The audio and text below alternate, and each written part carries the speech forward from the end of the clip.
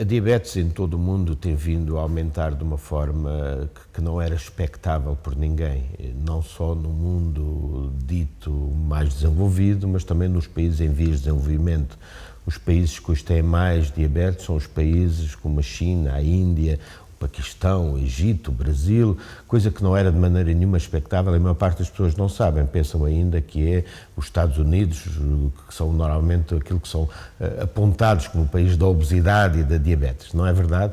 A diabetes é um problema de uma desadaptação do homem a esta sociedade que criamos. Obviamente que uma situação de crise agrava esses problemas.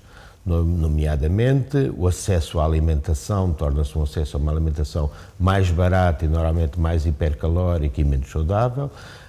Todo o stress ligado às situações de desemprego, de afastamento, de isolamento social, são situações que são elas também criadoras de diabetes, diabetogénicas, e temos também uma sociedade que deixa de pensar as cidades do ponto de vista da mobilidade das pessoas, do desenvolvimento da atividade física, afastamos o exercício e a atividade física do trabalho, pelo próprio desenvolvimento da sociedade, e tudo isso condicionou estes três elementos, a alimentação, a atividade física e o stress, são considerados hoje em dia os elementos fundamentais do desenvolvimento da diabetes. Mas é evidente que isto se insere numa sociedade que é hoje o resultante dos mais capazes que foram selecionados pela espécie, que são os sobreviventes.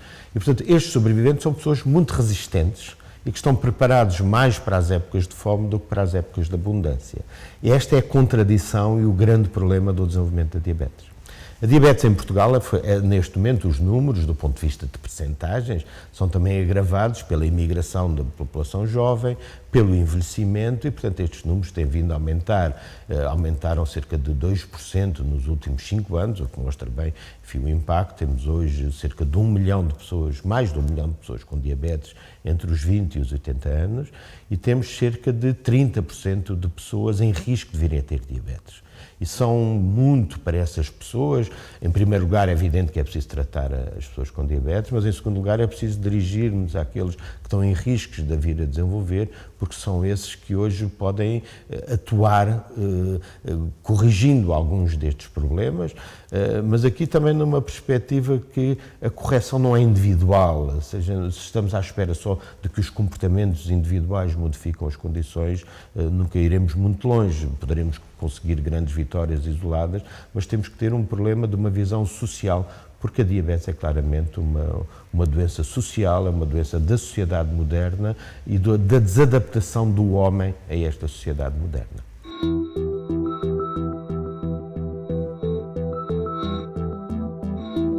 Portugal tem aí um exemplo grande, que fundou a primeira associação de diabéticos do mundo. E essa associação foi criada numa altura em que se descobriu um medicamento que era caríssimo, que era inacessível às pessoas, e houve um conjunto de pessoas que se juntaram e que formaram a Associação Protetora dos Diabéticos.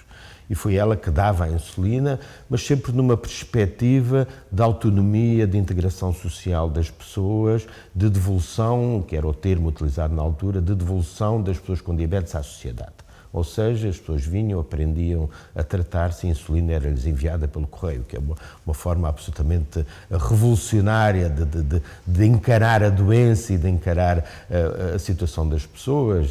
Há frases dos anos 20 absolutamente fantásticas, como, por exemplo, do professor Polido Valente, influenciado pelo Dr. Ernesto Roma, que foi o fundador desta associação, em que diz que o papel do médico é menos tratar o doente do que ensiná-lo a tratar-se ele próprio.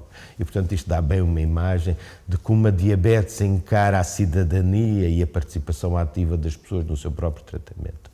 E, portanto, já desde esse processo que se desenvolveram núcleos de apoio à associação pelo país. Com a crise económica e com as guerras mundiais, esses núcleos fecharam, mas nos anos 80 começaram a surgir novos núcleos associativos pelo país e hoje há mais de 50 associações de pessoas com diabetes pelo país fora e que normalmente comemoram este Dia Mundial com organizações que vão desde colocar os edifícios camarários a azul, a monumentos a azul, palestras, encontros, marchas marchas, convívios, discussão sobre os seus próprios problemas, as suas dificuldades. Este movimento associativo teve um grande impulso no tempo de Maria de Belém como Ministra da Saúde, em que se reivindicou o acesso aos materiais de autocontrole, ou seja, de serem as próprias pessoas a poderem determinar os seus valores de açúcar e assim adaptarem a alimentação, o exercício físico e a medicação consoante os valores que têm. E, portanto, esse processo reivindicativo nessa altura, que correspondeu depois a uma manifestação na Assembleia da República, recebida e que foi vitoriosa e, portanto, criou um folgo que hoje se transforma neste longo folgo que são normalmente as comemorações do Dia Mundial. Este ano, o Dia Mundial da Diabetes foi preparado por um grande encontro que decorreu no Estoril, que são os Fórum da Diabetes. E esse Fórum da Diabetes, que já vamos no 8º ano consecutivo, reúne estas associações de todo o mundo. A Marisa Matias tem estado associada, já esteve em 3 destes fóruns e, portanto, tem estado associada a este processo. Este ano o embaixador da diabetes foi o Ricardo Araújo Pereira, enfim, que conseguiu com o seu humor transmitir também muita força que neste momento é necessário para, na situação atual, para além do viver com a doença, as pessoas sejam capazes de encarar com coragem, com força, com determinação e encontrar as saídas necessárias para uma sociedade melhor e mais humana.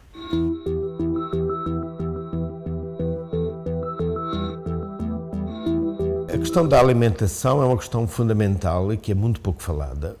Hoje a alimentação está na mão de 4 ou 5 multinacionais, com forças absolutamente incríveis e que modificam muitos dos nossos comportamentos, se notarmos. Há o primeiro grande lobby, que é o lobby dos cereais, que transformou todo este movimento dos pequenos almoços, enfim, que se nos recordarmos do que era o pequeno almoço há 20 anos e agora a panóplia que existe de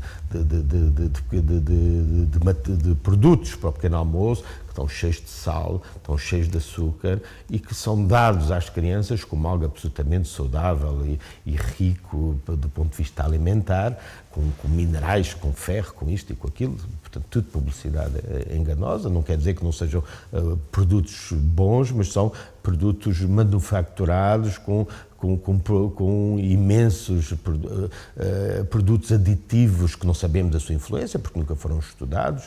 Nos últimos 20 anos foram introduzidos na alimentação mais de 4.000 produtos que na sua grande maioria são estudados pelo efeito sobre o cancro, mas não são estudados no efeito sobre a obesidade ou sobre a diabetes, e alguns deles seguramente terão aqui, e sobre as hormonas, e muitos deles terão aqui um papel bastante importante. O segundo grande lobby é o lobby da carne. E temos Portugal como um bom exemplo do que é a cultura intensiva da vaca, né? E, portanto, que ocupa os espaços agrícolas em grande terreno, e uma cultura de carne de vaca, que era uma coisa que também não existia há 30 anos. A vaca era introduzida na alimentação em pequenas quantidades.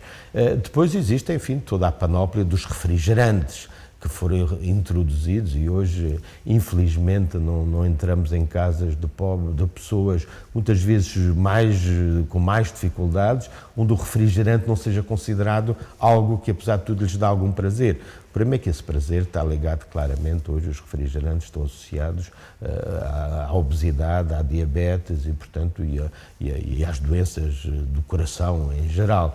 Portanto, poderíamos continuar por aqui e, portanto, percebermos que há uma transformação da própria alimentação, há uma integração, os alimentos são cada vez mais calóricos, o aumento de preço dos produtos, como os refrigerantes, é praticamente nulo nos últimos 10, 15 anos, enquanto os aumentos dos vegetais, os aumentos da fruta, o aumento dos produtos mais complexos é exponencial. E, portanto, as pessoas em Portugal, por exemplo, um dos alimentos que mais tem desaparecido nos últimos anos são as leguminosas, é o feijão, é o grão, as ervilhas e as favas, que foram os alimentos que sempre constituíram a base da alimentação ao longo de anos no mundo, e, portanto, tem vindo a reduzir-se drasticamente. Obviamente que depois temos outros problemas a ver com a alimentação, como, por exemplo, o dia-a-dia e a falta de tempo. Hoje as pessoas preferem os fritos, porque são muito mais rápidos, do que os cozidos, como antigamente, que teve a panela ao lume, todo o dia ia preparando a comida, ia enlumebrando, ia cozendo devagar, e agora queremos em 5 minutos, porque as pessoas não têm tempo, ou então comermos com micro-ondas, nada melhor do que pré-feitos. E aí vem outro lobby, que é o da indústria dos alimentos pré-fabricados, e portanto que é só aquecer e comer, e portanto que vemos a juventude a recorrer a todas essas coisas.